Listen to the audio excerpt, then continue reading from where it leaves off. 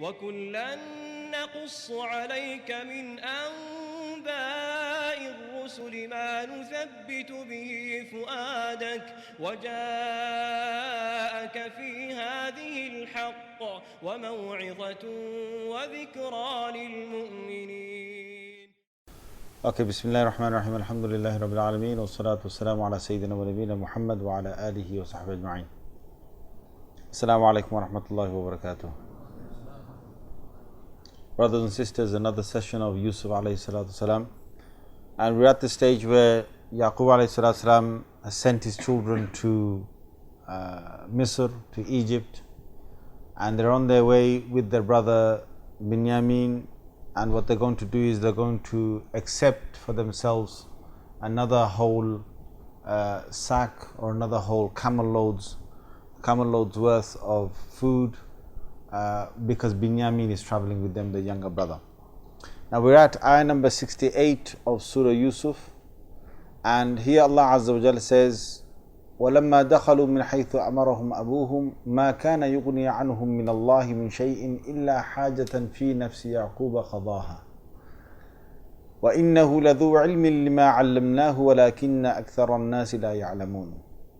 Yaqub alayhi salam, he told his sons not to go within the same sort of doorway or massive gateway when they get to Misr, which I explained last week.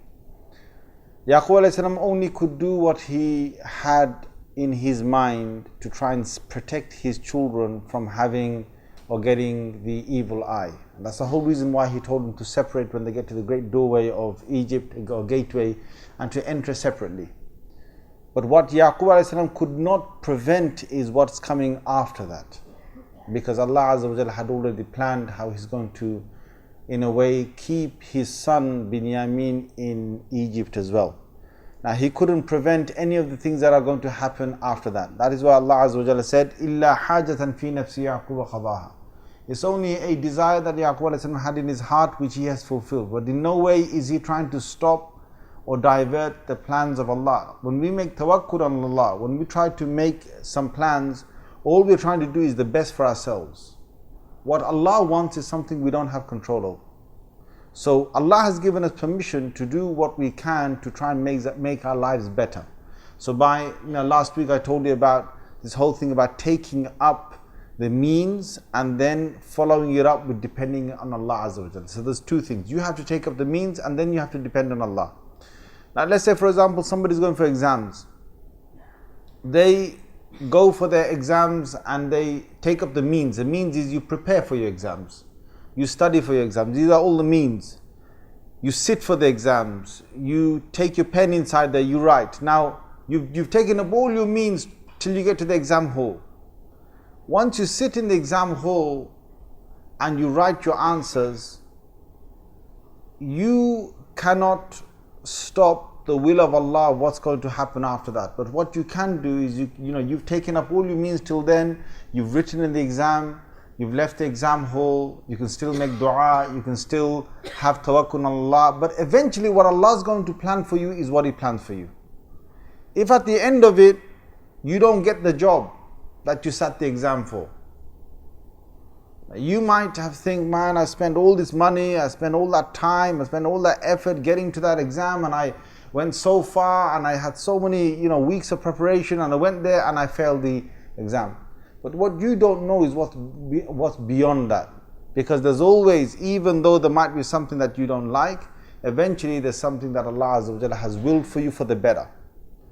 Now if Allah was to allow Yaqub alayhi salam to send Binyamin into this city, and then Binyamin goes all the way back, maybe the next year Binyamin comes again and so on, and they go back or whatever, it's still going to hurt Yaqub alayhi salam for a long time that he hasn't seen Yusuf alayhi salam. But Allah wants to make Yusuf alayhi salam Allah wants to make the father Yaqub alayhi salam see his son Yusuf alayhi salam very quickly. How is he going to do that? Yaqub alayhi salam wants to make sure that his son Binyamin goes with these 10 brothers into Misr, into Egypt, and comes back safely. That's his greatest desire, that nothing happens to Binyamin. He's making all these plans that nothing happens to Binyamin, just like something happened to Yusuf alayhi salam many years ago. But Allah is going to make Binyamin now disappear or not come back to Yaqub alayhi salam. And it's going to hurt him double. It's going to hurt him more.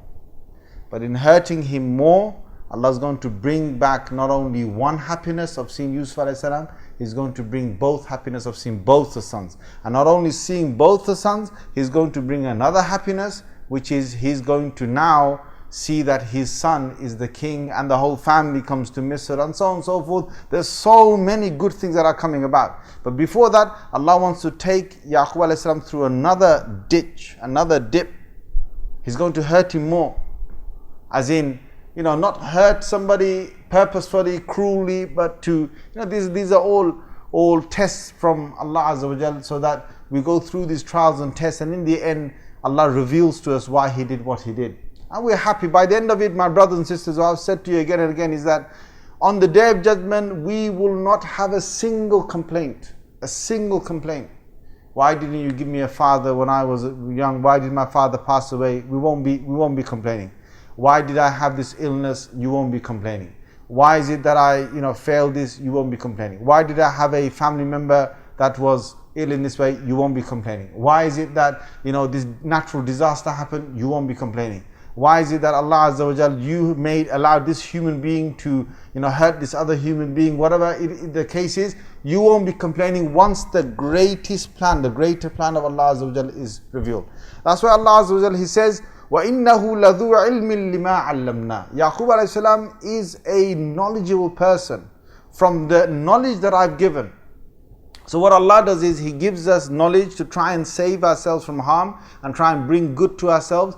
But He says just a page later in the Qur'an, وَفَوْقَ كُلِّ ذِي عِلْمٍ عَلِيمٍ. Above everyone who has knowledge is another one who has knowledge. And above everybody in knowledge is who? Allah Azza wa Jal. So that's the point, that you can devise as much as you want, you can plan as much as you want, but you've got to understand ultimately Allah is the greatest of planners and Allah is the greatest of knowers. So what happens here is that the brothers come to Yusuf alayhi salam. This is now ayah number 69. When they come to Yusuf alayhi salam, awa ilayhi akhahu, he says, okay, fine. He says, okay, so there's 11 brothers all together. You two, I will allow you to stay in this room of my palace. You two stay in that room of my palace. You two here, you two here, you two here. Oh, you little one, no problem, you can come along with me. So he puts 2 and 2. They're all happy, because last year they stayed. It was really comfortable. He gave loads of food and so on, and he treated them nicely. So they all went 2 by 2 to their different rooms. And as for the youngest one, Binyamin, his whole plan was that he wanted to spend time with him. He took Binyamin, and then taking him close by, he said to him, you know who I am? Inni akhuk. He said, I'm your brother. You're my brother? He said, yeah. You had a brother called Yusuf, right? Yes. I'm that brother. Oh my Allah. The happiness of Binyamin seeing his brother. Is his brother still alive? Subhanallah, his brother still alive. And then Binyamin started to give him a story. His story was, oh my brother Yusuf, you don't know how bad my days are. You have just disappeared from the family, and they used to pick on you, but they're picking on me real big time. They're doing this to me, they're doing that to me, they're doing that to me, they're doing that to me. And now that he was close to his brother, throughout the night they gossiped, they talked and so on, and he said, my brother. And Yusuf said to him, okay, no problem, you go back and I'll try and sort something out. I said, no. Me, stay here. I'm not going from here. He goes, no, you got to go back. You've got to go back, because father is, he thinks that I'm dead, or he thinks that I'm still, well, he doesn't think he's dead really. Yaqub never gave hope about Yusuf. Yusuf was most likely thinking that his father's already crying over him, who's Yusuf. And as for Binyamin, he said he can't lose 2. He's already lost 1. He can't lose 2. You've got to go back. No. I'm staying here. You've got to find a way to keep me here. There is no way I'm going with those brothers. You're my brother, I'm staying with you. I'm not going back with them. He said, Yusuf said, فَلَا تَبْتَئِسْ بِمَا كَانُوا يَعْمَلُونَ. Don't grieve over the things that they've done to you. He said, no, you've got to find a way to. I said, okay, but it's going to hurt you. It's going to hurt you if I keep you. There's going to be something I'm planning together, planning to keep you, but this is the plan. So he tells him the plan. But it's something that's not going to give you a clean sheet. So what happens is, in the next ayah number 70, Allah says, فَلَمَّا جَهَّزَهُمْ بِجَهَازِهِمْ. When they were ready to, they loaded all their camels the next day or the following day, when they're ready to, let the brothers go. And there are many people now coming from all over the different countries. There's even people coming from Palestine or Jerusalem, where these brothers have come, where Yaqub alayhi salam is. And when they were leaving, they packed up all their sacks and everything and loaded their camels and they bid them farewell. But what happened is, Yusuf alayhi salatu wasalam, there's a drinking cup. Now this drinking cup is a cup which either the king drinks from himself, or it's known as the king's cup because it's one of his items. He doesn't necessarily drink from it, but it's one of his items. But it's also the cup with which they measure the portions they give to the people who come and ask food. So it's a measuring utensil to measure the amount of food they give to others. So Yusuf alayhi salam put it into the sack of Binyamin. Right at the top, they tied it, they bid them all farewell. And as they left the palace of the king and they were off to go back to their home country, Adhana Mu'adhin, one of the callers came out on behalf of the king, and he said, Ayyatuhal Eid, he said, you, the caravan that's going there with all 11 brothers, Innakum lasariqun, you're thieves. You're definitely, you're thieves. And they turned around, they said, what have you lost? This is the next ayah. ماذا تفقدوا? What have you lost? قالوا نفقد الصواع الملك. We have lost this utensil with which we measure, which is also the drinking cup of the king, or one of the items of the king. And he's just announced that whoever finds this missing cup of mine is going to get one load of camels worth of goods. And I, the one who just now addressed you guys saying that you're thieves, I'm absolutely certain to get this camels worth. I'm going to find this. So I'm going to go through it. Basically, he's now going through all the different camels that have just left, or the caravans that have just left the palace, and he's going to try and find this cup. Now, look at the reaction. This is the most important part of this lesson here. Look at the reaction of the brothers throughout from here, and compare it to the reaction that they had when they actually got rid of Yusuf alayhi salam many years back. Because if I jog your memory now, when they got rid of Yusuf alayhi salam, remember I told you they waited till the night came.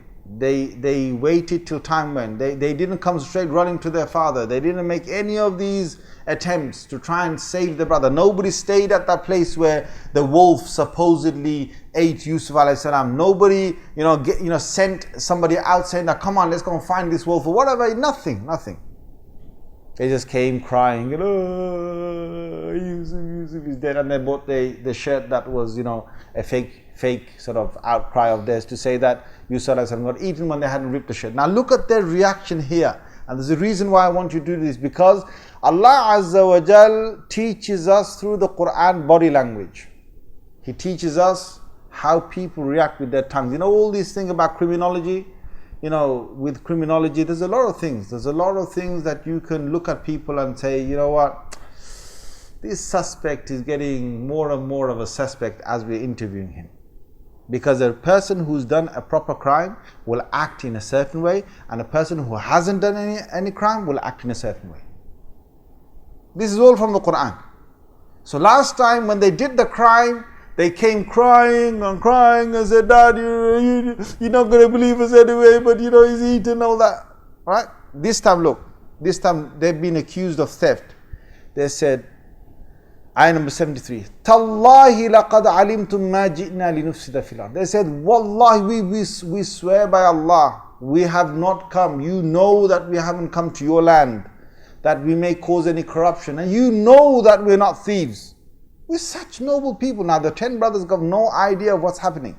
Only Binyamin is the one that has planned with Yusuf alayhi salam. He knows that something's going to happen right now. So then the one who, they were brought back to the king's palace. And Yusuf alayhi salam is now there to see this whole process. So they said, what should we tell them? So Yusuf, according to Yusuf alayhi salam's plan, was to get them to say what would happen if one of them came out as a thief. This was the big plan that Yusuf alayhi salam had made, because if it wasn't for this part of the plan wouldn't go through. فَمَا جَزَاؤُهُ إِن كُنْتُمْ كَاذِبِينَ. Tell us, if you're lying, what happens? Now look at these people who know that they haven't committed a crime. This is how they react. جَزَاؤُهُ مَنْ وُجِدَ فِي رَحْلِهِ فَهُوَ جَزَاؤُهُ. According to the law that the country we come from and the law of that country, if there's a thief and you catch him, the thief becomes the property of the person who he stole from. So the one who he stole from, that thief becomes his property, meaning that he now becomes a slave of the person who he tried to steal from. That's the law that our country has. That's the law. This was the Sharia of Yaqub alayhi salam. And according to that, we haven't ready to go through that. You think you think? Come on, go through everything. Now can you see the reaction of these brothers? If they had really done a crime, they wouldn't have said that. Because there's no way they would risk themselves becoming a slave of somebody else. So what happens here is that you can see the innocence of these, and they're saying, Tallahi, Wallahi, we swear by Allah, we haven't done anything wrong. Now subhanAllah, you look at the first time, yes, there was a Wallahi as well. They were swearing by Allah to their father and everything, or whatever they said, to try and convince the father. But that was different. Because there was a whole few things that wasn't adding up with the way they were acting that time. But here, look what happens. When they start to look through, Yusuf alayhi salam takes one of his men and says, okay, search them from the biggest one to the smallest one, search all of them one by one. So they start from the eldest brother, then they work themselves to the younger until they come to the youngest. They did that because, and this is the whole plan, that if Yusuf alayhi salam said start with the younger one first, and he comes out, they'll be like, this is framing us just straight out. What's happening here? Now he started with the older one so that they don't have any suspicions on what's going on. So the first one said, look, you never found it. Second one, no, you never found it. Third one, no, fourth, fifth, 10th one, yeah. Look at the last one, and then, oh my God, oh my Allah. Binyamin's sack, that cup comes out. And they looked in horror and in shock, because they thought, we're dead. We are finished. Because we've been in this situation before of having to come back to our father and saying that you've lost your son. We're going to have to do this a second time. Now they're in absolute shock. What in an earth are they going to do now? Now they're not thinking that that they've been framed. They're actually thinking, this young brother of theirs, he's actually stolen something. They're actually thinking that. So here's a group of people thinking that their brother has just stolen something. And Allah Azza wa Jalla in the middle says, كَذَلِكَ كِدْنَا لِيُوسُفٍ. Before he gets to the brother's reaction, Allah puts all these words in between, and there's a big reason why. Allah says, كَذَلِكَ كِدْنَا لِيُوسُفٍ. This is how I planned for Yusuf to carry this out. مَا كَانَ لِيَأْخُذَ أَخَاهُ فِي دِينِ الْمَلِكِ. There is no way that he would be able to, that Yusuf alayhi salam would be able to take his brother and keep his brother with him, if it was according to the law of the country of Egypt. According to the law of Yusuf alayhi salam. If he went according to that law, he wouldn't be able to keep him as a slave. It was only because the brothers said that from their mouths that they became the culprit of their own law that came out of the mouth. They just hanged themselves by giving that. نَرْفَعُ دَرَجَاتٍ مَّن نَشَاءُ. Allah says, I raise the status of whoever I want. وَفَوْقَ كُلِّ ذِي عِلْمٍ عَلِيمٍ. And above every person who knows is another person who knows. Why is Allah saying this? Why is Allah saying, نَرْفَعُ دَرَجَاتٍ مَّن نَشَاءُ? I raise the status of whoever I want. Because when Allah's saying this, in the Qur'an, there's about to become a tuhma or an accusation not only against Binyamin but also of Yusuf alayhi salam. And don't forget that Yusuf alayhi salam is a prophet alayhi salatu salam, and they don't commit any sins. So just before that comes in, Allah says that I raise the status of whoever I want, and He says that above everyone who knows there is another one who knows. Why? And why did Allah say in the Qur'an that I actually made Yusuf alayhi salam plan this? What does this all mean? Well, first is Yusuf alayhi salam, obviously he framed his brother. The framing was a plan between him and his younger brother. This was a setup, it was a frame. And at the same time, Yusuf alayhi salam is doing something known as a hila. It's a trickery, it's a form of trickery. He didn't really mean to say that my brother is a thief. He didn't mean to say that. But on the eyes of everyone, his brother now is a thief. Nobody knows he's his brother, but they think this young boy is a thief. And people are now looking with their bad eyes towards Binyamin. But it's a trickery. What's this trickery? The trickery is to use this form of planning that Allah taught Yusuf alayhi salam, to use this to try and keep his brother. If he didn't use this form of trickery, he's not able to keep his brother. Now you might say to me, well, which trickery is halal and which trickery is haram? It's a big question. Because there's people who make all sorts of trickery, right? And sometimes it's halal and sometimes it's haram. How do you know when it's halal? How do you know it's haram? The ulama have said that if the trickery is something where you are taking the right of someone away from them, or you are oppressing someone as a means of your trickery, then it's haram. But if you are using the trickery to give someone their right, or to make someone get some benefit, then it's halal. So for example, one old trickery in the book, I tell you this to you guys, I hope nobody does this trickery, One old one is that zakat, for you to actually pay zakat, you have to have 1 year of the whole year has to pass over on your wealth, on your stored wealth, and only then you have to give zakat. So when 354 days, according to the lunar calendar this is, when 354 days have passed over your wealth and it's in the, you've got that wealth with you and it's yours, and 354 days have passed by, then you have to give 1/40 of that wealth in zakat. So one old trickery was this, that on the 353rd day, the husband whose wealth has got 1 more day to come, and if he passes 1 more day, then he has to give zakat on it. He looks at his wife and says, my beloved wife, I love you. I love you so much, I'm gonna donate all this wealth to you. I'm gonna gift this all to you. She says, thank you, my husband. So now 353 days have passed in the wealth. Because he's gifted it to her and the possession has not gone to her, there's no zakat, brother. Technically there's no zakat. So what happens is that she now starts day number 1 on her wealth. And after another 353 days when she's got it, she turns down to her husband and says, husband, I love you. I love you so much, I want to gift all my wealth to you. So now again another 353 days have passed by and there's no zakat in this wealth. Allahu Akbar. Now what's happening here is this form of trickery is depriving the faqir or the poor person from his right of zakat. And because you're depriving him of his right and his dhulm or its oppression on the poor person, it is haram for you to use this form of trickery. It is haram for you to use this form of trickery. Now there's a different form of trickery. If you're stuck somewhere and you have to get out of something and you say something which is the truth, but you divert the other person's mind to something else, that's a trickery as well. Like for example, our Rasulullah sallallahu alaihi wasallam, he's on his way on the hijrah. So on the way to hijrah, it was only him and Abu Bakr radiallahu anhu, and there was a big prize. If anybody catches and brings Prophet sallallahu alaihi wasallam back to Makkah, then there's going to be 100 camels that are going to be given to that person.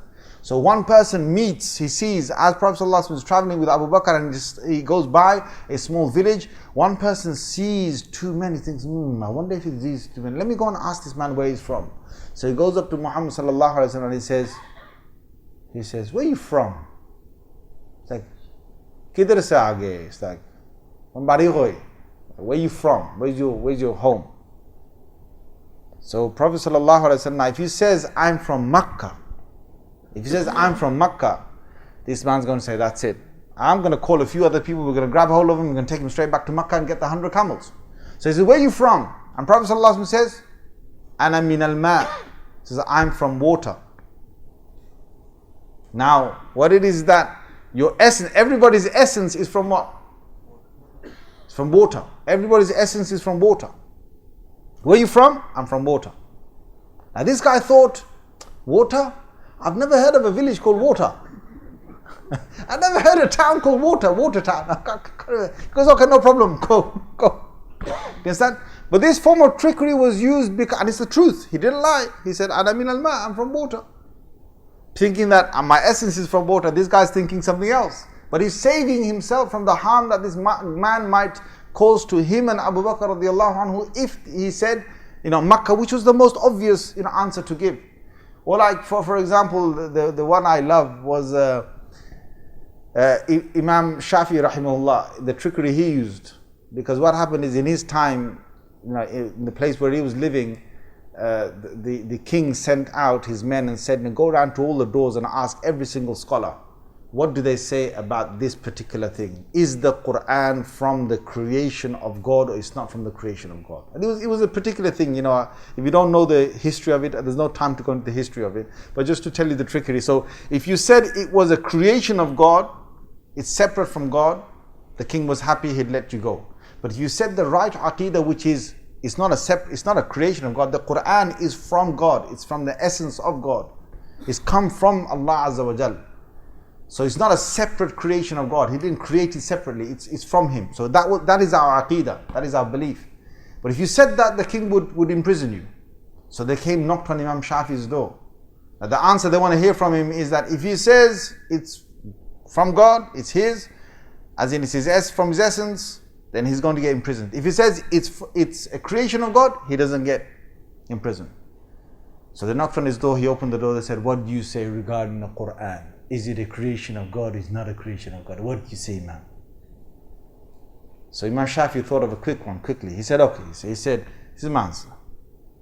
He said, "At-Tawrah wal-Zabur wal-Injil wal-Qur'an hadhihi kulluha arba makhluqa." He said the Torah, the Zabur, the Injil, the Qur'an, all of these four are the creation of God. They thought, Babba. They thought we wanted one answer about the Qur'an. He's saying all four of them are makhluk. Yeah, oh man, thank you. They went to the next house. But you're going to think, well, how did he say all four of them are the creation of God? Well, he's not supposed to say even one of them is the creation of God. Well, Imam Shafi, what he did is he did hila, he did his trickery. He said, At-Tawrah, Zabur, Injil, Qur'an, all of these four, meaning my four fingers, all of these four are the creation of God. You understand? So he's thinking his fingers, they're thinking man. The guy thinks all four of them are creation. Hey, listen, you're ahead of us, man. We're going from here. You understand? This is trickery because he was saving himself from getting in prison. So any form of trickery, Allah Azza wa Jalla has given us a mindset to sometimes use trickery. And trickery has been used in the Qur'an. This is one place. Another one is going to come in the story of Ayyub alayhi salam. And when we get to that, we'll talk about that. But that's one thing we learn. That trickery is halal only if you're giving someone their right, you're saving yourself from harm or something like that. You're not taking away someone's right, you're not doing oppression on anyone else, then it's going to be halal. So that's one thing. Second is that Allah Azza wa Jalla says that He's raised the status of Yusuf alayhi salam already before his brothers speak after that. Why? Because they're going to degrade him now.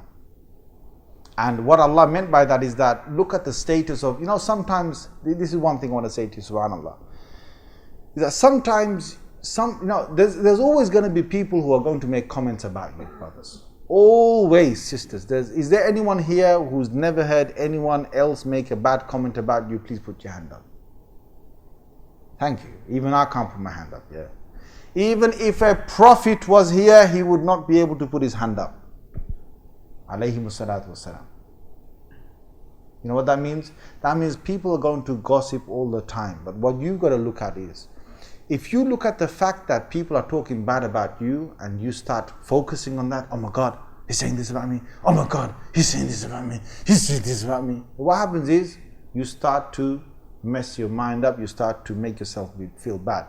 You start to get stressed out. But if you actually think, well, somebody said something about you, you think, Allah's giving me so much dignity. Allah's giving me so much dignity that this one single person talking about me is not going to make any damage to the reputation Allah's given me. Because everybody sitting here, every single person sitting here, you've got izzah, you've got dignity in the eyes of so many people. Yes or no?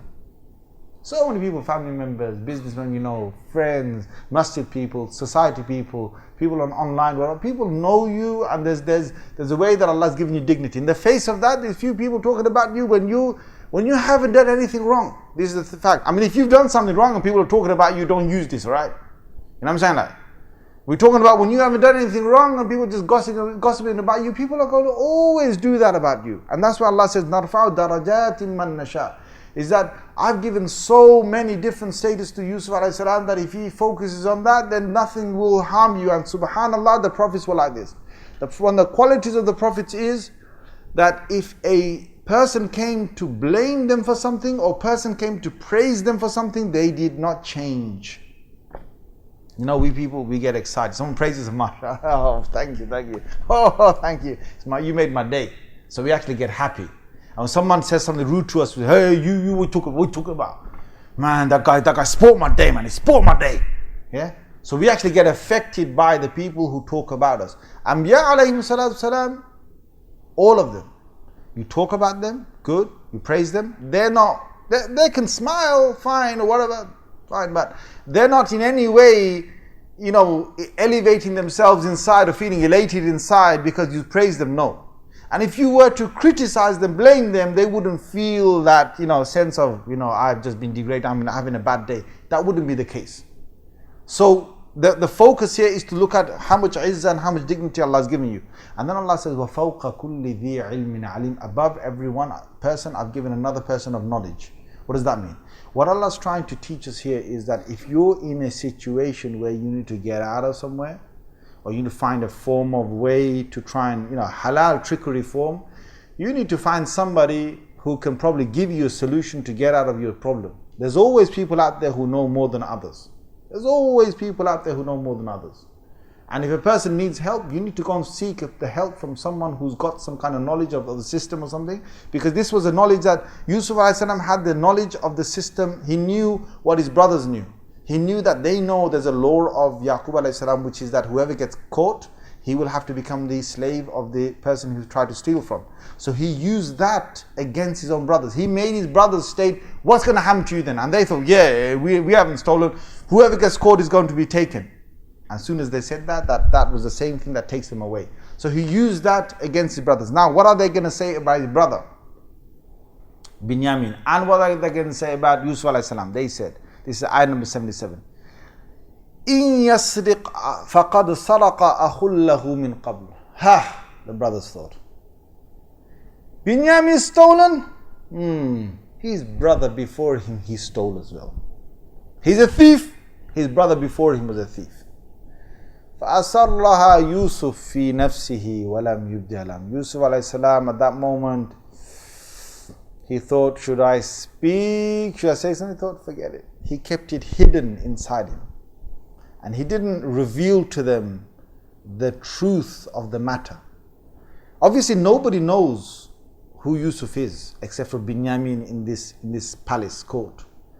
Yusuf kept it inside. And what was this about? Why did they call Yusuf alayhi salam a thief? Why? Well, if you look in the ahadith, it talks about a time when Yusuf alayhi salam was young, and Yaqub alayhi salam gave, Yusuf alayhi salam to be looked after by his auntie. So this was Yaqub alayhi salam's sister. And what happens is that Yusuf alayhi salam can you imagine, like, he's already so handsome and he's old. Can you imagine how much of a cute baby he would have been when he was small? Now some cute babies, you think, man, he's so cute, I just want to spend time with him. They're so cute, you just want to spend time playing with them and so on. Yusuf alayhi salam was so cute, so handsome, that the auntie of Yusuf alayhi salam wanted to keep Yusuf alayhi salam even after the time came that she has to give him back to Yaqub alayhi salam. And Yaqub alayhi salam says, no, I have to have him. So what she did is, she really wanted a way of keeping Yusuf alayhi salam to herself. So she took one of the items of her house, and under his belt, or the thing that was wrapping his lower garment, she hid that item inside there, and she sent Yusuf alayhi salam back to the father. And then she said, oh, I've lost this item, I've lost this item, I've lost this item, oh no, where's this item? And she said to Yaqub, said, my item has been gone and stolen from my house, my item. He said, what do you mean, what item? And then they searched Yusuf alayhi salam, and the young boy, he doesn't know what's going on. They found it within his belt. She said, see, he took it. Now you know the law, he's going to stay with me. You know the law, he's going to stay with me. He said, okay, take him. And until she didn't pass away, Yusuf alayhi salam didn't come back to live with his father, Yaqub alayhi salam. Now, referring to that, the brothers were saying that if Binyamin stole today, then Yusuf has stolen before. But Yusuf alayhi salam, he actually never stole anything. It was just a reference that was made because his auntie had hid something within his clothes, and thereafter just to keep him back. And this is what Yusuf alayhi salam hid in his heart. Now, subhanallah al-azim, what happens is, when you're in a position, we've got to understand this. When you're making a plan, your plan may not always go according to how you planned it. Like we said with them trying to hide Yusuf alayhi salam, their plan didn't go according to how they wanted it. In the end, they had to think of what we're going to say to our father about Yusuf, where's he gone and so on. We'll make a plan. Okay, we'll say the wolf has eaten Yusuf. So basically, the plan won't always go according to what you wanted. Here, Yusuf alayhi salam planned that he's going to keep his brother. He didn't know that they're going to say that his brother was stole before. And you can imagine if you're there and you're the brother, you'd be thinking, at least your face would change. You think, what lowly people? Or you'd kind of make something on your face that might give it away that, why is that guy upset for? Why is the king upset? They made that statement. He'd probably give it away. Now that's why Allah added here, فَأَسَرَّهَا يُوسُف فِي نَفْسِهِ. Allah hid it inside, Allah made Yusuf alayhi salam what? Yusuf alayhi salam hid this feeling inside himself. Because if he had let anything out, maybe people would have said, well, why is the king getting upset? What this teaches us is that when you're in a situation and you're trying to make a plan and it doesn't go accordingly, you've got to be ready for the rest of the plan. Like some guys come up to me and they say, Imam, we're going to, I'm getting married and I'm gonna move out with my wife out to another house, and the parents are not going to agree, blah blah blah blah, whatever. What I say to them normally is, look, have you really thought about what's going to happen if once you move out with this girl from her father's house, whatever, and they're not all happy with this marriage, and you're just going to move out with the girl to another place? Have you thought about what happens when the pressure comes onto you? Have you thought about it properly? Do you know when they start boycotting you, what it means when they boycott the girl? Imagine they boycott the girl. Yesterday she was living so happily in her father's house. Tomorrow she gets boycotted, and then what happens is that she starts crying, she starts feeling, lonely, she starts feeling, oh my God, I haven't got my closest of my family, the love of my family. And she starts breaking up. Have you actually calculated what you're going to do tomorrow when you've got a broken heart in your house? And she's now putting stress on you. There's so many things that can go wrong. Now, you've got to be ready to take out your full action if something doesn't go according to the plan that you're making. You better be ready for every part of it. And that's what Allah is teaching us here. He said to him in himself, Antum sharrum makana. He said within himself, he said, you people, you are in a worse position than myself. Now, why did Allah add this in this verse? When somebody has said something bad about you, yes, you're going to stay quiet. You're going to say, Allah's given me a lot of dignity and I don't need to think about them and blah, blah, blah. Yes, I can ignore it. But you know what you have to do? One thing you have to do is you have to convince yourself inside that they are in the worst position. They are accusing you of something which you haven't done. They are committing a crime. You haven't done anything wrong. You have to go over that in your mind. You have to convince yourself. You can't just sit there and say, oh my God, this person said this. how come they said this about me? What have I done? What have I done? Have I done something bad as this? No, have I done something? You know, all these thoughts going in your head, that's the thing that kills you. If you inside, you say, I know I haven't done anything wrong. I know I haven't done anything wrong. It's them. And they're trying to put it on me. Who cares? Who cares? I know I haven't done anything wrong. Now that thought in your mind that you haven't done anything wrong, and you're saying that they're doing something wrong, that thought in your mind will give you calm, will make you calm, will give you serenity, will give you calmness, will make you serene. Why? Because this is human psychology. If you don't convince yourself of the truth and of goodness, you will feel down and depressed. Most people who start to get agitated because others have made comment about them, you know why? It's because they keep on going around over and over again about those thoughts. Oh my God, he's made that statement. Imagine, this other person has heard that statement. What are they going to think about me as well? And this other person thought about me. What are they all going to think about me? And I'm really going to look really bad at this moment. And I don't deserve any of this. You just start breaking up. For what? You're just thinking about him and her and her and him and all looking at her, and you just make yourself so miserable because you painted a world of all these people thinking all these bad things about you because of this one statement made about you. You don't do that. You do what Yusuf ﷺ did. He made the bad statement about me when I haven't done anything wrong. Well, he's the one who's done wrong, not me. Just get out. Just move on. Don't even bring the thought in your mind again. Just move on. And if you can learn how to do this, you won't be stressed out. Now, next ayah, what happens is that now they make a plea to Yusuf alayhi salam. Ya ayyuhal aziz. They say, oh, one who is, you're the one who's in charge of all of this agriculture and so on. And obviously he's the king too. And according to some, they say, well, he's just still the, one who's looking after the agriculture. But anyway, Inna lahu aban shaykhan kabira. They say, look, please, he's got a father that is really old, and if he hears about this, he's going to be well, into depression. We're asking you, king, take one of us in return of this boy. Let this boy go. One of us will willingly become your slave, but you let Binyamin go.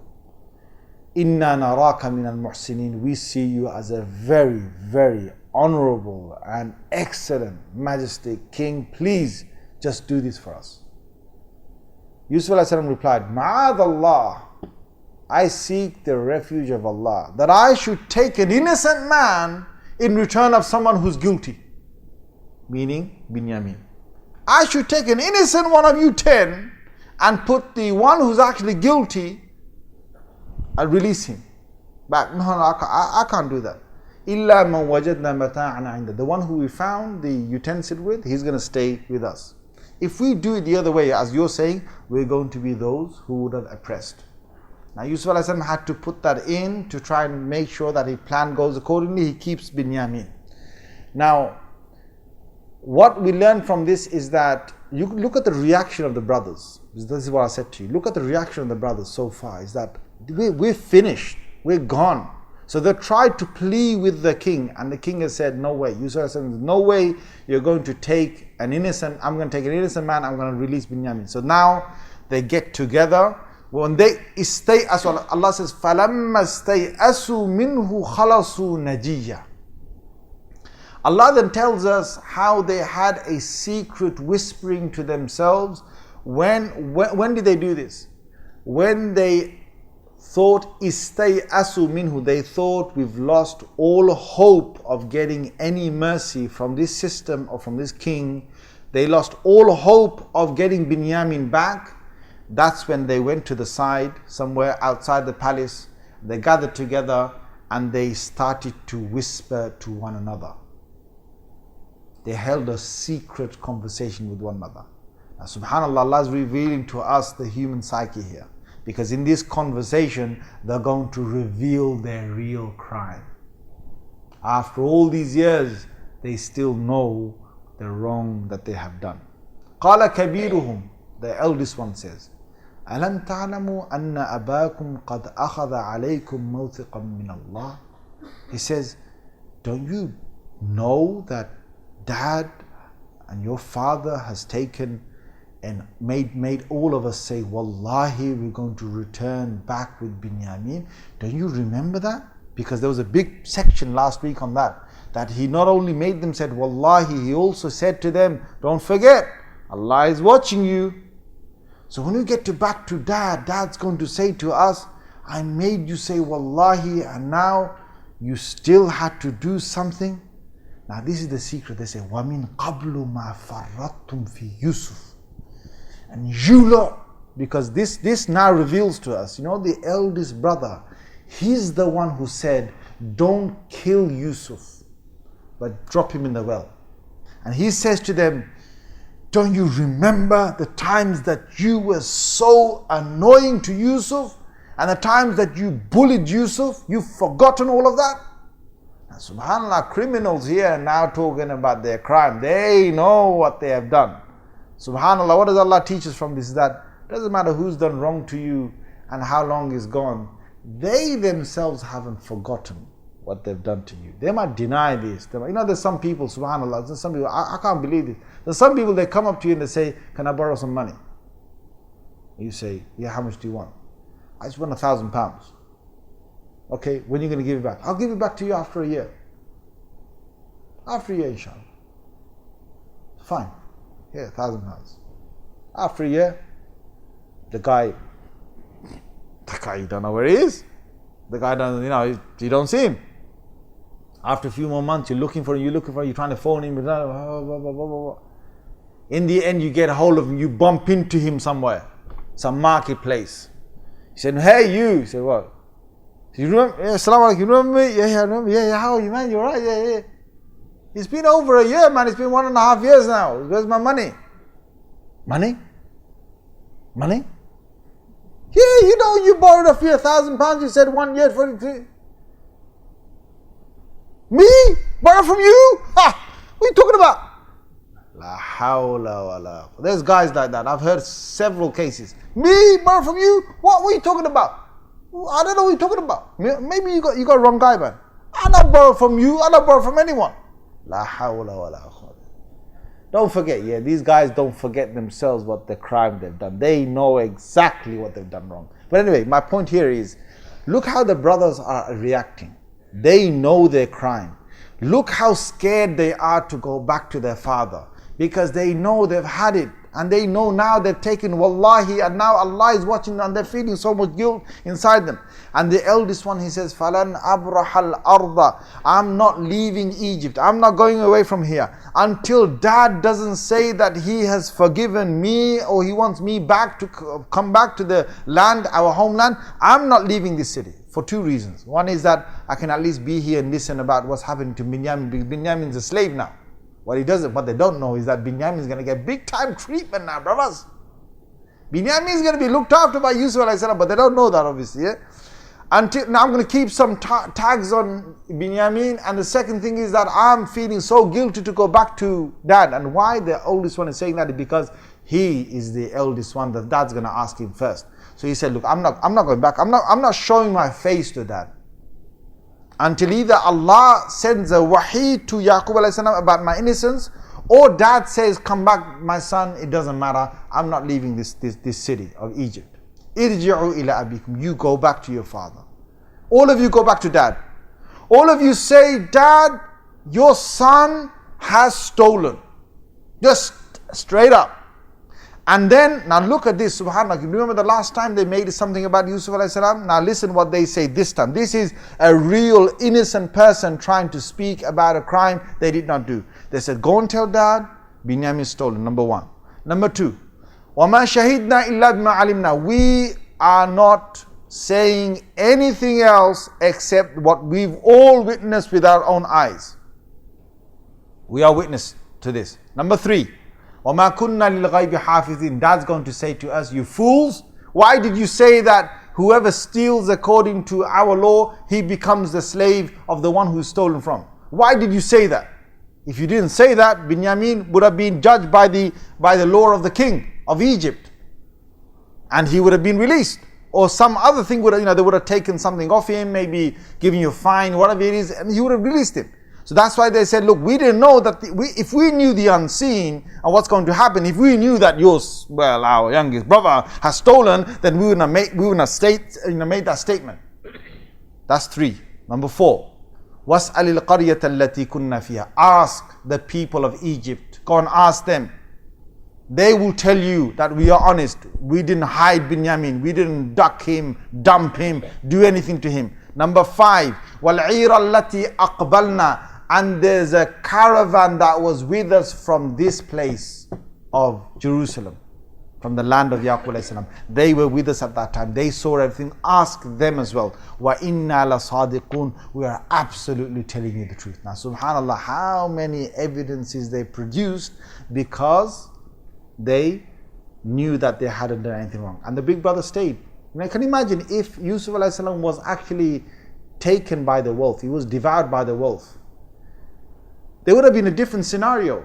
Like I said to you at that time, they would have someone would have come running to the home of Yaqub alayhi salam. Somebody would have probably stayed at that place. Somebody would have chased the wolf away. Somebody would have grabbed the remains of whatever it is that's left of Yusuf alayhi salam.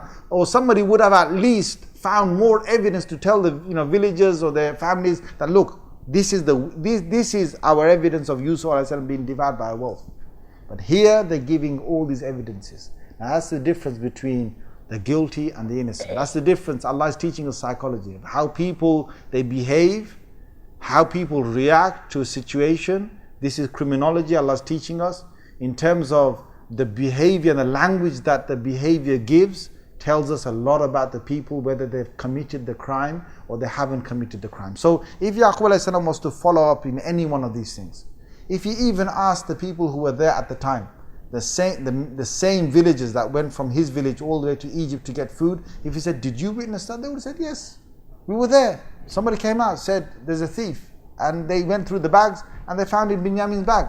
We've been absolutely honest about this. Now, Yaqub alayhi salam is going to give a reply, and then there's going to be a whole section to this. Perhaps, if we can, next week we'll finish it. If not, the following week we'll finish it. But we're going to stop there, inshallah. It's the time for the adhan. But may Allah Azza wa Jal, bless us with these sessions. May Allah Azza wa Jal make us learn a lot more from the lives of these prophets, and make our lives better because we're learning from the stories of the Qur'an. Jazakumullah khair wa akhiru da'wana alhamdulillahi rabbil alameen. الحاملات سنا ونور والرسمات هنا سرور يا حلوة تلك السنين.